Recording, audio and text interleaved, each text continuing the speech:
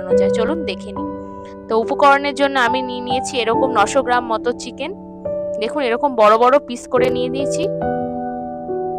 আর আমি নিয়ে নিয়েছি বাকি উপকরণগুলো দেখিয়ে দিই। নিয়েছি পেঁয়াজ কুচি, টমেটো কুচি, এখানে নিয়েছি কাঁচা লঙ্কা, গোটা রসুন, আদা কুচি, আর আগে আমি একটু সামান্য পেঁয়াজের বেরেস্তা করে রেখেছি।